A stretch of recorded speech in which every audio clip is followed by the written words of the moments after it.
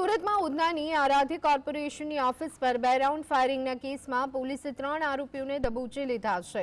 ફાયરિંગની ઘટનામાં 6 આરોપીઓમાંથી પોલીસે 3 આરોપીઓની ધરપકડ કરી છે।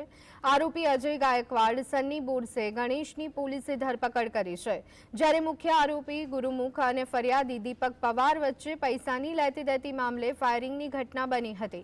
મુખ્ય આરોપી ગુરુમુખ શુભમ ઉર્ફે માફિયા અને પ્રેમ ઉર્ફે કાલિયા પોલીસ પકડથી દૂર છે।